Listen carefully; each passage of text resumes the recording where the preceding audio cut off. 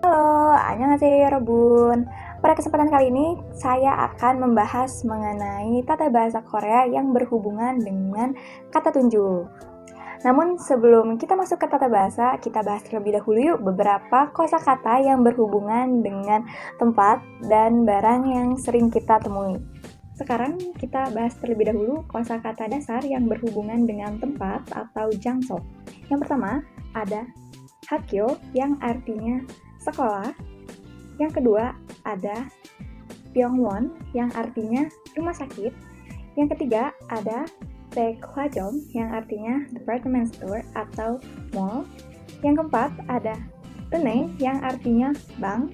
Yang kelima ada 도서관 yang artinya perpustakaan. Yang keenam ada 집 yang artinya rumah. Yang ketujuh ada 식당 yang artinya kantin. Yang kedelapan ada samusil yang artinya ruang kantor. Yang kesembilan ada sijang yang artinya pasar. Dan yang kesepuluh ada 박물관 yang artinya museum.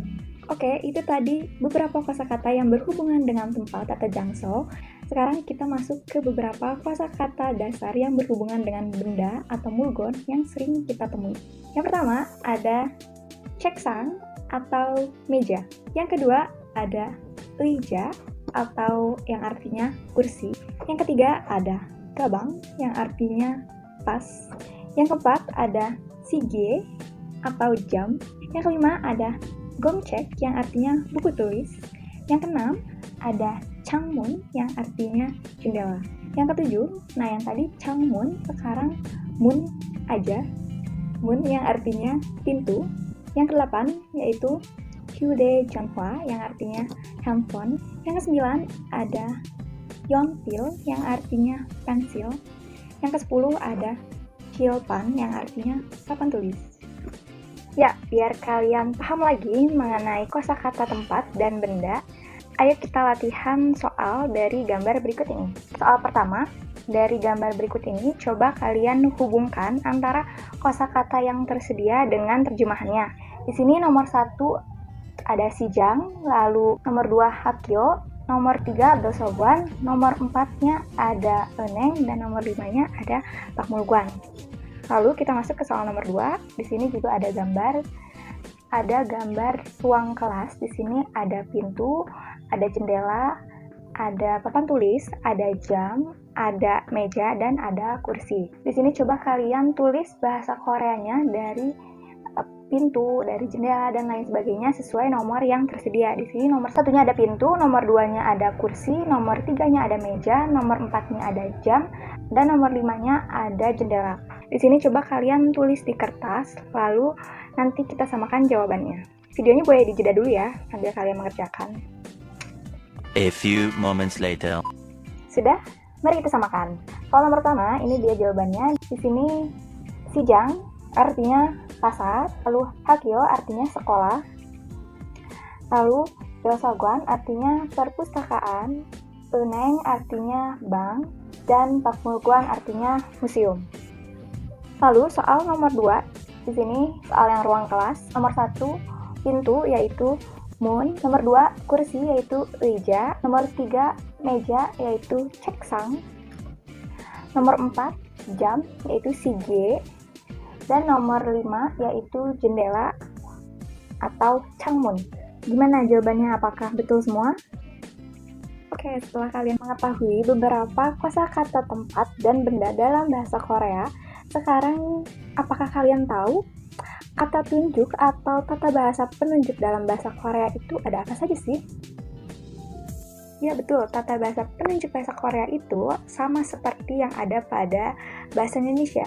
Kata tunjuk ini ada dua, yaitu kata tunjuk yang merujuk pada tempat dan kata tunjuk yang merujuk pada benda. Untuk lebih jelasnya, mari kita bahas satu persatu. Kita bahas kata tunjuk yang merujuk pada tempat dulu ya. Kata tunjuk yang merujuk pada tempat ada 3, yaitu yogi, gogi, dan jogi. Kata bahasa ini bisa digabungkan dengan partikel un atau nen dan yang setara dengan imbuhan di jika ada di bahasa Indonesia. Ketiga kata bahasa penunjuk yang merujuk pada tempat yang tadi saya sebutkan, apa sih perbedaannya? Yang pertama yaitu yogi.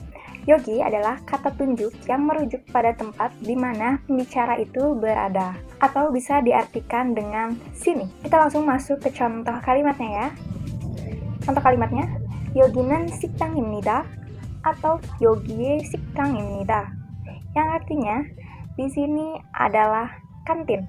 Yang kedua yaitu gogi.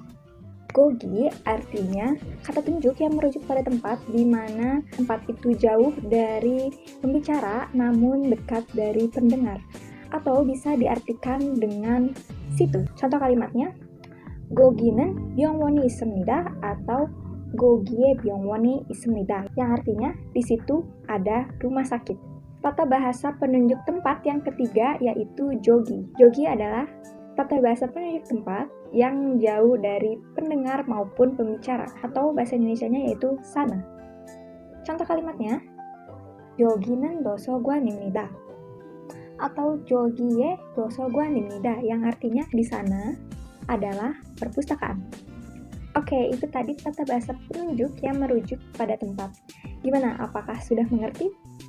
Untuk lebih jelasnya, lihatlah gambar berikut ini. Dari gambar ini, coba kalian tebak, ini adalah kata tunjuk yogi, gogi, atau jogi. Ya, betul sekali. Ini karena ada telunjuk yang mengarah ke hagyo, namun letak telunjuk dan hagyonya itu terlihat dekat, sehingga jawabannya adalah yogi atau sini. Jadi kalimatnya, yogi는 학교입니다.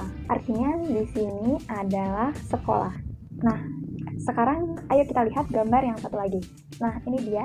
Jika kita lihat dari gambar ini, coba kalian tebak, ini termasuk kata tunjuk tempat yogi, gogi, atau jogi.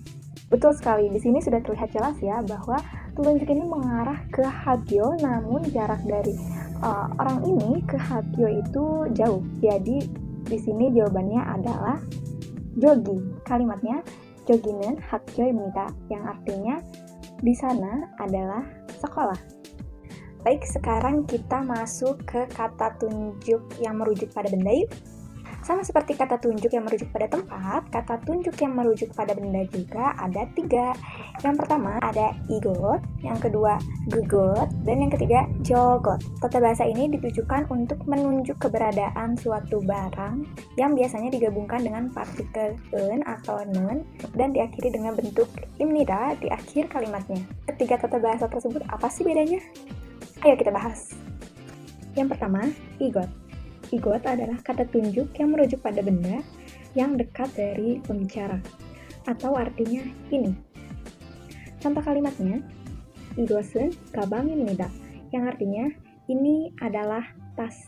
Yang kedua yaitu gegot. Gegot adalah kata tunjuk yang merujuk pada benda yang jauh dari pembicara namun dekat dari pendengar, atau bisa diartikan dengan itu namun letaknya dengan pendengar saja. Contoh kalimatnya, 그것은 책상입니다, yang artinya itu adalah meja. Kata tunjuk yang merujuk pada benda yang ketiga yaitu jogot. Jogot adalah kata tunjuk yang merujuk pada benda yang jauh dari pembicara maupun jauh dari pendengar, atau dapat diartikan pula dengan itu namun letaknya jauh. Contoh kalimatnya, 요것은 시계입니다, yang artinya itu yang di sana adalah jam.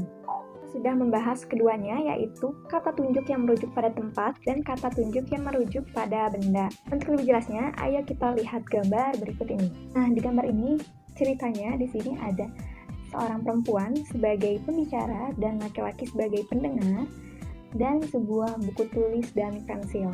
Mari kita lihat di sini di bagian igot, letak buku dan pensilnya berada dekat perempuan sebagai pembicara, lalu yang gegot, buku dan pensilnya dekat dengan laki-laki sebagai pendengar, dan yang jogot, letak buku dan pensilnya berada jauh dari laki-laki maupun perempuan. Agar lebih paham lagi, kita latihan soal yuk. Perhatikan gambar berikut ini. Di sini ada soal menghubungkan, di sini ada gambar, di sini ada kata penunjuk barangnya, di sini ada igot, gegot, dan jogot. Kalian coba hubungkan antara gambar dan kata penunjuknya. Nanti kita samakan jawabannya. Boleh dijeda dulu videonya. A few moments later. Gimana, apakah sudah menjawab? Jika sudah, ini dia jawabannya. Gambar yang pertama, di sini dikarenakan bunganya jauh dari pembicara, maka jawabannya adalah gegot. Lalu gambar yang kedua, dikarenakan bunganya jauh dari pendengar dan pembicara, maka jawabannya adalah betul sekali, jogot. Dan yang terakhir, sudah jelas ya di sini bunganya dekat dari pembicara, maka jawabannya adalah igot. Gimana, apakah tebakan kalian benar? Mudah bukan? Baik, itulah beberapa kosakata tempat dan benda beserta tata bahasa yang merujuk pada tempat dan yang merujuk pada benda. Diharapkan setelah ini kalian tidak tertukar ya saat menunjuk benda dan tempat yang jauh maupun yang dekat. Oke, segitu saja pembahasan dari saya. Mohon maaf apabila ada salah-salah kata. Sekian dan terima kasih. Kamsahamnida.